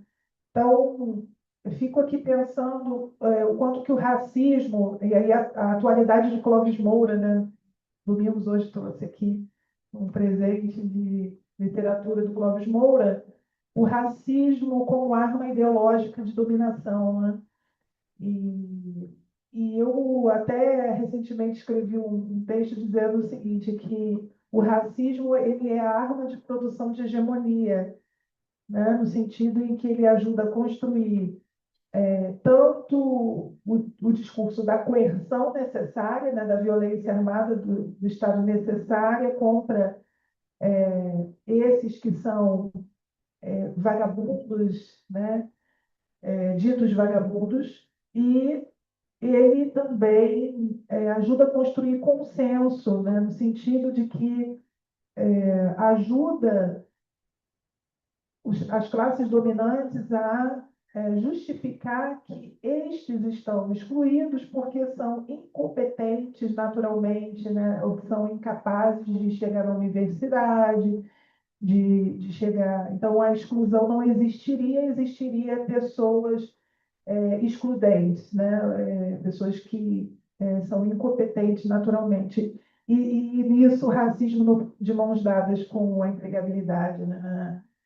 Falei demais, mas agradecer mais uma vez enfim, olhei Gisele e lembrei que Gisele é orientanda da pós-graduação e está escrevendo sobre a questão ambiental, a questão agrária e a questão da fome também. E o quanto que essa luta pelo comum talvez, né, possa unificar, não sei, há tantos desafios e tanta ideologia nesse caminho, né? Que os povos do campo são criminalizados, os indígenas também tratados como atrasados. Então, eu tenho mais perguntas também, né? Do que outras coisas. Cláudia. Bom dia. É, muito obrigada pelo convite, né, Cecília, mas de todo mundo, né? Não, estou tranquilo. Muito obrigada. É, ouvindo, eu me lembrei, semana passada nós fizemos uma oficina da nossa pós-graduação do mestrado em saúde coletiva e nós falávamos sobre as demandas, né, das instituições públicas que regulam a pós-graduação no Brasil, né, a CAPES, e a questão da internacionalização, né? E eu me lembro da gente falar sobre a necessidade da gente fazer uma outra internacionalização, né? Uma internacionalização a partir do Sul, né? Porque que é valorizada é muito uma internacionalização olhando essa ideia eurocêntrica, né? Do universalismo europeu, que eu acho que é uma tendência histórica nossa. Então, aí, rapidamente, quando eu recebi o convite, vim para cá muito rápido, né? Nessa possibilidade. Queria te ouvir mais sobre, quando você fala, sobre a questão do nacionalismo, né? Eu compreendi, mas eu também fiquei muito em dúvida, porque, de uma certa forma, né, pelo menos aqui no Brasil, né, é uma tendência no mundo inteiro, a ultradireita faz, é um recrudescimento da xenofobia, né? Mas não é qualquer xenofobia, né? Então, eu queria te ouvir um pouco sobre isso, porque tem as particularidades de cada país, né? Mas, por exemplo, o Brasil, por exemplo, que faz parte da América Latina, a ultradireita tem um movimento muito de criminalização e xenofobia em relação aos países da América Latina, né? aos imigrantes que vêm de outros países. Então, eu queria te ouvir um pouco, porque me parece que isso é muito importante, se a gente pretende trabalhar com uma certa unificação, né? Uma articulação para além do território de cada país, isso é uma questão central. A outra, eu também queria te ouvir, no Brasil a gente discute muito, parte dos nossos desafios veio de uma trajetória de um certo movimento por parte da esquerda de conciliação de classes, né? Então, a gente teve um movimento de avanços, políticas sociais, óbvio, né? Nos vários governos Lula e Dilma, mas também um movimento que, de uma certa forma, alguns interpretam hoje, nesse momento, como um certo esgotamento desse movimento de conciliação de classe, que eu acho que não é só aqui, em outros países do mundo. Eu queria te ouvir como é esse debate lá, que eu acho que é desafiador, né? Então, a gente teve um movimento muito positivo nos primeiros governos e agora há uma radicalização. E, por fim, é, eu penso que você passou os slides da saúde, como eu sou da área de saúde coletiva, né? É, eu acho que tem uma questão central que é um certo alinhamento, né? O que era uma política do Fundo Monetário Internacional, né? Do Banco Mundial para a Saúde, na década de 90, o desafiador hoje é que houve um alinhamento internacional da OMS com as políticas neoliberais para a área da saúde. Então, a gente tem um novo desafio, né? Da OMS, consequência da OPAS. Tem algumas pesquisadoras no Brasil que acompanham isso, sobretudo a Maria Lúcia Isoto do Sul. Ela tem textos sobre isso, que acompanham o alinhamento, né? Se era uma coisa bem explícita do neoliberalismo, você hoje tem organismos multilaterais como a OMS que já adotam perspectivas, que é o que você falou aí, né? Que tem um nome de cobertura universal, que na verdade é o fim da universalização, mas com um nome parecidinho, né? Mas que é diminuir mesmo a cobertura desde a atenção primária também, né? Então, é só debate. Eu vou já pedir desculpa que meio-dia eu vou ter que sair correndo, tá? Muito obrigada pela oportunidade.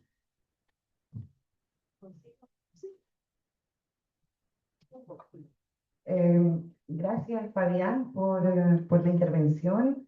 Son muchas cosas. Eh, Entiendo que es muy difícil también hacer un resumen de la situación de privatización que vivimos en Chile. No es una cosa que uno pueda resumir. Yo incluso estaba muy atenta a cómo lo ibas a hacer, porque creo que es un gran desafío y saludar ese desafío importante de hacer esta caracterización y también problematizar algo que tiene muchas dimensiones. Entonces creo que por eso todos y todas tenemos esa necesidad de preguntarte muchas cosas, porque creo que tiene múltiples ejes este problema. Entonces, entendiendo eso, solo me voy a referir a dos cosas. Primero, pienso en este proceso de redesmantelación del Estado, que tú hablabas de que hay una desmantelar el Estado, pero creo que en Chile esto es como un proceso diferente. Por ejemplo, lo pienso a propósito del programa de alimentación escolar. En Brasil, el programa de alimentación escolar es universal. Y cuando digo universal, nosotros acá en la universidad comemos en el restaurante universitario. Yo como en el restaurante universitario por menos de $1, almuerzo y jantar. Y eso es universalidad. Cuando yo cuento eso para alguien de Chile, no me creen. Imagínate un programa de alimentación escolar que tampoco es universal en Chile, es focalizado. Entonces, ni siquiera es que quieran desmantelar algo que tiene universalidad. Lo mismo creo que pasa por el caso de la salud. O sea, hablamos de porcentajes. Nos quitan un 2,5, pero no tenemos universalidad de salud pública en Chile.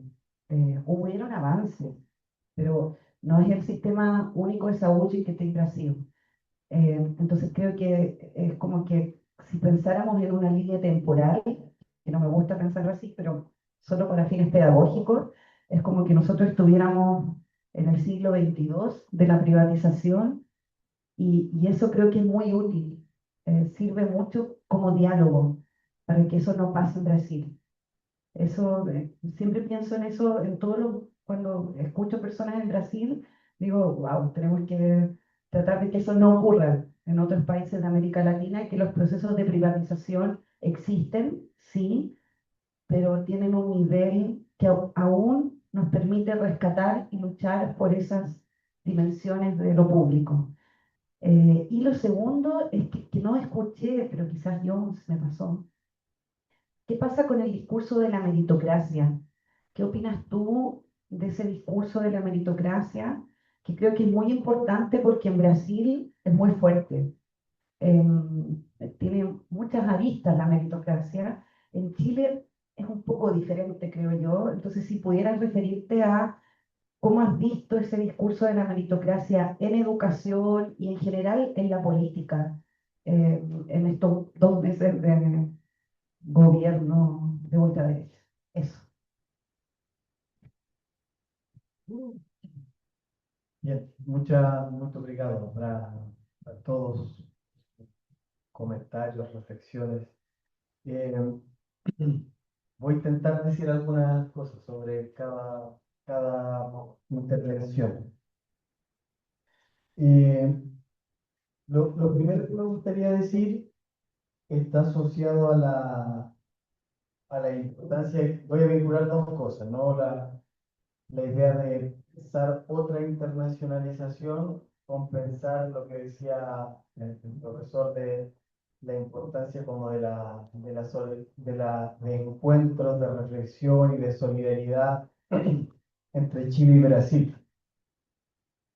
Hay que recordar que existe una gran tradición de solidaridad internacional entre nuestros pueblos, entre los pueblos de América Latina y entre Chile y Brasil también.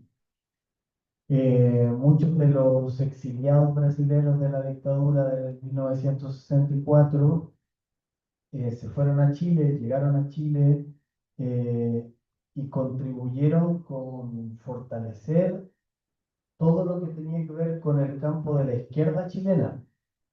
Intelectuales de primerísimo nivel, Vania Gampirra, Teotonio dos Santos, Mauro Marini, Paulo Freire, ¿no? Paulo Freire vivió en Chile entre el 64 y el 69. Escribió La pedagogía del oprimido, la escribió en Chile. Colaboró con la elaboración de campañas de alfabetización popular, trabajó con la Federación de Estudiantes de Chile, trabajó en campañas de alfabetización campesina. Freire, un tremendo referente. Y todos los otros intelectuales brasileños, junto con militantes e intelectuales chilenos, desarrollaron la teoría de la dependencia. La teoría de la dependencia se desarrolló en el exilio y es probablemente o sea, todos los estudios sobre el desarrollo del pensamiento social en América Latina dicen que hay varias contribuciones, ¿no? Pero hay dos que están en común, que se desarrollaron entre Chile y Brasil. La teoría de la dependencia, y yo me atrevo a decir que también algo de la pedagogía de la liberación, ¿no? Por este vínculo de Freire con Chile. Entonces, hay una larga tradición de solidaridad, de encuentro, de apoyo. Yo pienso que la internacionalización también hay que pensarla en esa clave. La internacionalización neoliberal está pensada en otra lógica, ¿no? Está atravesada por lógicas coloniales, eurocéntricas, eh, pero desde las universidades de América Latina podemos pensar y desenvolver otras maneras de ver la internacionalización. Yo creo que es una primera idea importante. Eh, lo segundo, que está asociado a algunas de las reflexiones del profesor, con lo que compartía también Cecilia, eh,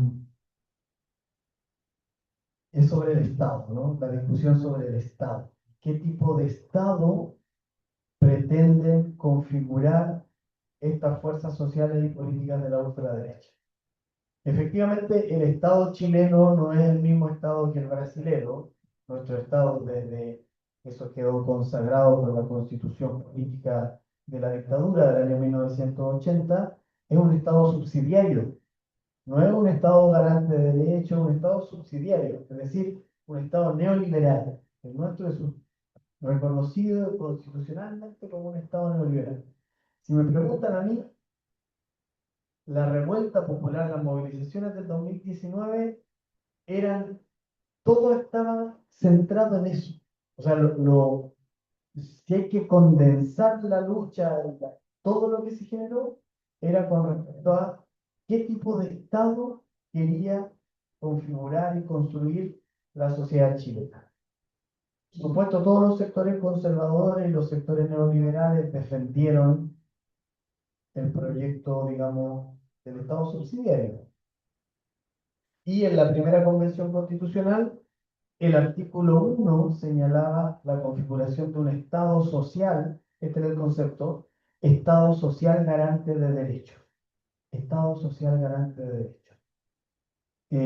Y bueno, fuimos derrotados en esa primera convención constitucional. Eh, entonces, tal como decía Cecilia, ¿qué, qué Estado viene a configurar una ultraderecha cuando ya tenemos un Estado subsidiario? Y aquí es donde yo creo que se reafirma como esa hipótesis que les decía, que este es un gobierno que viene a reactualizar el proyecto fundacional de la dictadura. Porque en el contexto de la transición democrática, entre 1990 y vamos a decir actualidad, la transición, la postdictadura chilena, se fueron desarrollando programas sociales bajo la lógica, en algunos casos neoliberal, de las políticas focalizadas. Políticas focalizadas, programas que permitían, digamos, desarrollar lógicas afirmativas con sectores sociales muy acotados. La población, digamos, más pobre, más excluida, más marginada, era la beneficiaria de estos programas sociales. Lo que vienen a desmantelar del Estado subsidiario, porque lo que están haciendo es que están desmantelando el Estado subsidiario, son estos pequeños programas de políticas focalizadas. Es decir, quieren volver a la dimensión más radical y ortodoxa del Estado neoliberal, ¿no? Quieren volver a ese proyecto, digamos, originario de la dictadura de crear un Estado que no necesariamente intervenga.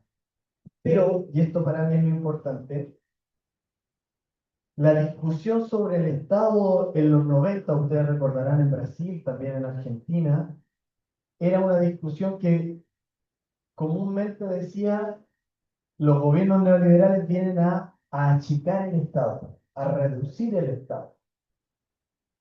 Y los grandes teóricos políticos decían, no se está achicando el Estado, se está, como dijo bien el profesor, no, se está reorientando el Estado. Se está achicando el Estado que garantiza derechos o el Estado que genera ciertos beneficios y ciertas posibilidades de bienestar social, pero se reorienta siempre el Estado para generar mejores condiciones para la acumulación capitalista. Entonces, lo que hace el Estado chileno es que desmantela programas sociales que son resultado de políticas focalizadas y reorienta el funcionamiento del Estado para generar mejores condiciones para las lógicas capitalistas. Esa reorientación va de la mano con abrirles cancha a los empresarios para que puedan, digamos, generar inversión. Ya no hay restricciones, por ejemplo, medioambientales para poder desarrollar proyectos de megaminería o cuestiones por el estilo, hasta políticas de seguridad. No es que la ultraderecha quiera que desaparezca el Estado, sino que quieren reorientarlo en función de sus intereses de clase y de su proyecto de sociedad. Esa idea me parece bien importante y creo que en esa discusión se juega la singularidad de los procesos. Podemos tener elementos comunes entre Chile, Brasil y Argentina, pero tenemos elementos particulares, que se refiere a nuestra historia concreta, la historia concreta de Chile, la historia concreta de Brasil, la historia concreta de Argentina, las formas estatales que se han dado en nuestras sociedades son diferentes. Por tanto, ahí la ultraderecha actúa diferenciadamente.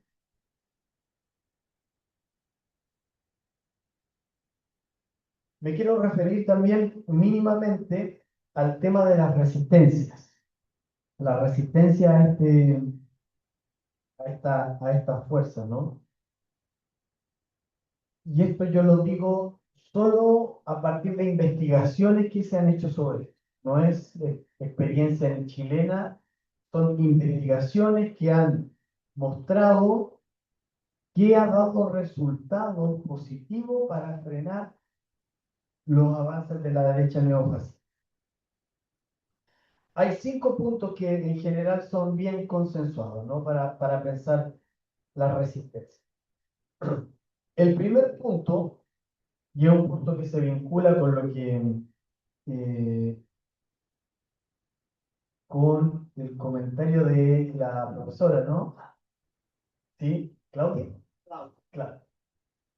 Que es esta discusión sobre la conciliación de clases. ¿Cuál es el debate? Lo voy a plantear en estos términos. Lo que hace la ultraderecha es que genera un proceso de polarización asimétrica. ¿Qué es esta idea de la polarización asimétrica? La derecha tironea hacia la derecha todo el debate público y lo que hace la izquierda es que cubre el centro. La derecha dice, o sea, la derecha tira hacia la derecha y la izquierda no tira hacia la izquierda. La izquierda desarrolla la tesis de fortalecer el centro político. Por eso es polarización asimétrica. Se polariza solo la sociedad hacia la derecha. Hacia la izquierda no tenemos polarización. Entonces no se genera un equilibrio de fuerza. Lo que hace la ultraderecha es que derechiza toda la sociedad. Corre todo el tablero de la discusión pública y de la discusión política, lo corre hacia la derecha. Entonces, la tesis política que se viene planteando como discusión es que la única manera de frenar a la ultraderecha no es girando hacia el centro, no es fortaleciendo un proyecto de conciliación, de construcción de consensos, de reivindicación de la democracia liberal representativa, sino que es desarrollando organizaciones sociales y políticas que tiren hacia la izquierda para poder equilibrar, digamos, el debate general. Bajo esa lógica, gobiernos tímidos o gobiernos timoratos, como el gobierno de Gabriel Boric, efectivamente generan condiciones para que la ultraderecha crezca. La ultraderecha se le puede poner un freno con gobiernos determinados que avanzan con políticas de confrontación, con una agenda propia, que no entregan la agenda, la pauta de discusión pública, no se la entregan a los grupos empresariales o a los grupos de la ultraderecha. Entonces, yo creo que ahí hay un primer punto. La izquierda no le tiene que tener miedo a la confrontación política, tiene que desenvolver la confrontación política, porque de lo contrario, la derecha capitaliza el malestar social. Hay varios libros de esto en Argentina, ¿no? Parece que la derecha se apropia del discurso y del símbolo de la rebeldía. Los que están en contra de las condiciones de vida y que esto tiene que cambiar son los radicales de derecha. Y los radicales de izquierda están tratando de administrar lo que existe, ¿no? Entonces, bueno, ese yo diría un primer punto bien importante para discutirlo, para conversarlo en nuestro país. El segundo punto es que la ultraderecha crece cuando se debilitan los sistemas de partidos y las lógicas de representación política tradicional. De hecho, todo lo que ha ocurrido, todos los fenómenos, son creación de partidos de derecha que están más a la derecha de la derecha tradicional. Son partidos nuevos, entre comillas nuevos, que están más a la derecha de la derecha tradicional. En los países donde la ultraderecha no ha crecido con tanta fuerza, son países donde tienen un sistema de representación política o un sistema de partidos que en el fondo no les da tanto espacio para para que puedan crecer. Entonces también ahí se ha venido discutiendo y escribiendo la importancia de robustecer el sistema de partidos políticos y el sistema de representación. Si es que se debilita la legitimidad de los partidos políticos tradicionales, la ultraderecha crece. Que de hecho su discurso es deslegitimando a los partidos políticos tradicionales. Tercer punto en clave de resistencia, ¿no? Y que ha sido muy importante. Me gustaría mucho saber qué es lo que piensan de acá de Brasil, ¿no? No se puede restringir también la confrontación a la ultraderecha con mecanismos, digamos, jurídicos o políticos institucionales, sino que también tiene que haber movilización en las rutas, tiene que haber movilización en las calles, el pueblo tiene que estar activo. El gran problema de eso lo está mostrando la sociedad argentina, en la que han habido movilizaciones sociales muy importantes, con millones de personas en las ruas, pero que no han logrado eh, no han logrado poner freno a algunas políticas o ni siquiera transformar la agenda del gobierno. Entonces, es importante la movilización en las calles, sin duda, pero ¿qué se logra con la movilización en las calles si la movilización en las calles no va articulada con confrontación política, parlamentaria, etcétera? Ese es otro punto. Y la otra idea que ha estado ahí con fuerza es la idea del sentido común, de que nuestra izquierda no deje nunca de disputar el sentido común, ¿no? Cuando nuestros jóvenes, nuestros estudiantes en las universidades públicas o en los liceos, en la escuela secundaria, eh, reivindican y le dan valor al trabajo precario, cuando consideran que es más importante tener, digamos, trabajar como Uber que tener un trabajo estable, con un salario, con un horario.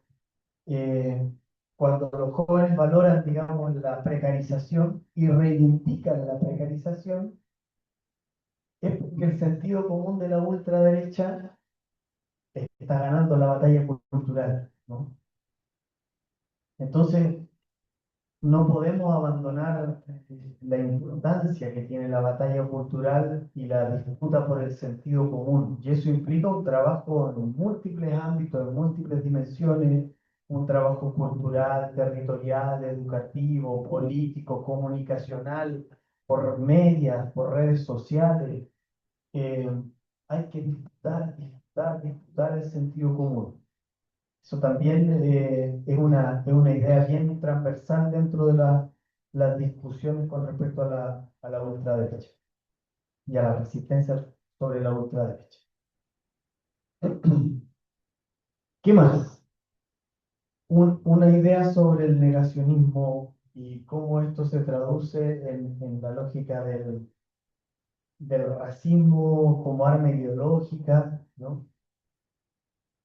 Hay aquí una cuestión bien trabajada y bien estudiada también, que es que la ultraderecha reivindica el supremacismo blanco, ¿no? El supremacismo blanco, y por tanto eh, digamos, a pueblos indígenas, a comunidades afrodescendientes, a población migrante, lo denostan, lo rechazan, lo niegan. Eso es así permanentemente, ¿no? Y en la educación también es así. Niegan que esto pueda ser materia de estudio, que esto pueda ingresar al currículum escolar, que esto pueda ser tema de los textos escolares, ¿no? Y claro, los textos escolares son profundamente racistas, profundamente racistas. El currículum en Chile es profundamente racista. Y cuando han habido avances, a partir principalmente de la lucha del movimiento indígena, que Chile ha logrado muchos avances en esta materia, en materia de descolonización, eh, eso hoy está en riesgo, ¿no? Es posible que, digamos, todos esos avances vayan a ser, digamos, tirados para atrás. El discurso negacionista niega la historia colonial, niega la historia de la violencia de los imperios españoles, portugueses, franceses, eh, niega los procesos de colonialismo interno. Esto también es muy importante, ¿no? Cómo nuestros propios estados nacionales han desarrollado, han desenvuelto políticas coloniales. En el caso de Chile, todo lo que se conoce como la pacificación de la Araucanía, un concepto no me lo va a entender nadie, pero, la expansión del Estado chileno hacia territorio mapuche, territorio indígena, despojo de tierras y proletarización de la población. Ese proceso no se trabaja como colonialismo. Probablemente en Brasil también tenga muchos procesos de colonialismo interno. Y eso hay que incorporarlo dentro del currículum. El colonialismo no es solamente un problema asociado al imperialismo portugués o a los siglos que van desde el siglo XV hasta el siglo XIX, ¿no? El colonialismo se desarrolla permanentemente durante el siglo XX y con estados modernos, nacionales e independientes. Tengo la certeza de que Brasil, Chile, Argentina, Colombia, etcétera, etcétera, han desarrollado políticas coloniales al interior de sus fronteras. Y eso es muy importante incorporarlo dentro de los debates, dentro de los debates educativos y dentro de esto. Claudio, un abrazo.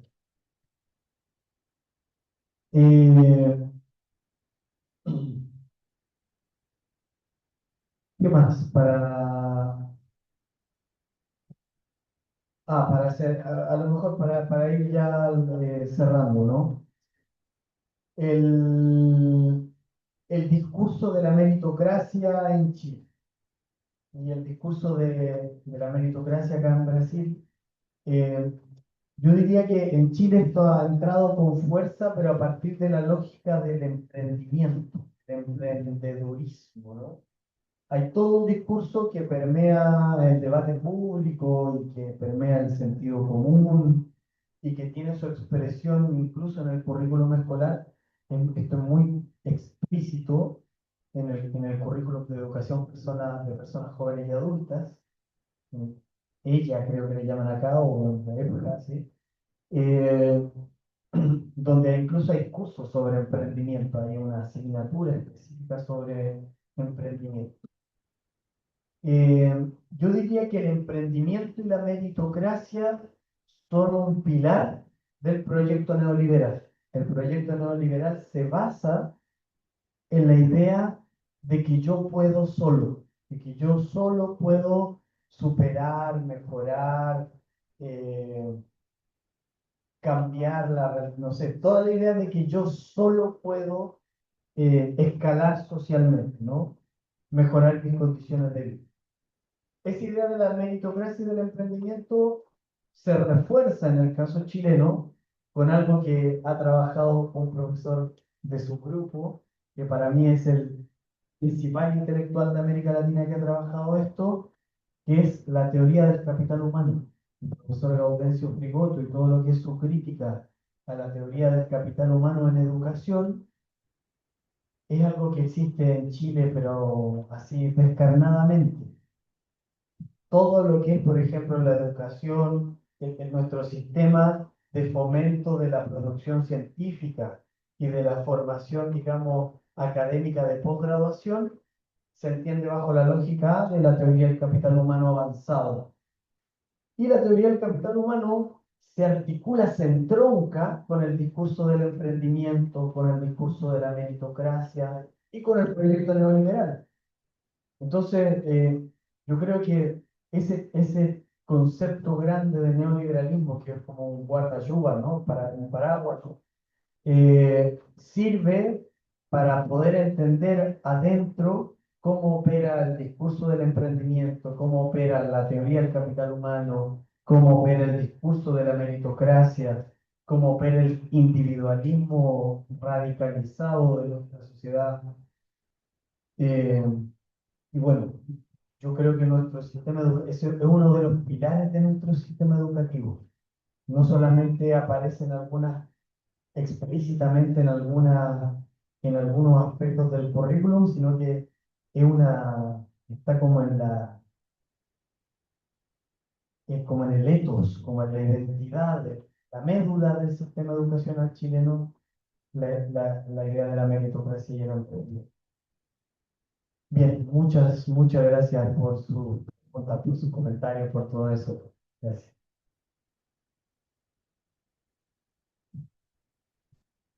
Nós aqui agradecemos, Fabiano, pela excelente manhã, né, que nós tivemos aqui nesse encontro e pensando juntos, né, caminhos e lutas articuladas, né, e dizer que a arma da teoria, né, é sempre extremamente necessária e por isso ocupar esse espaço sempre fundamental.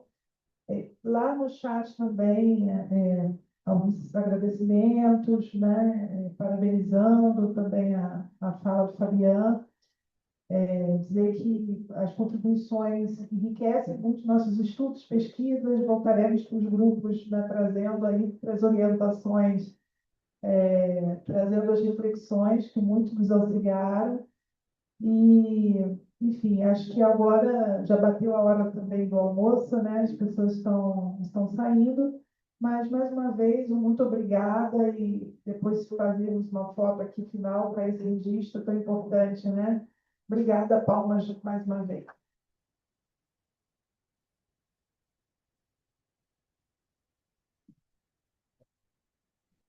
Gracias.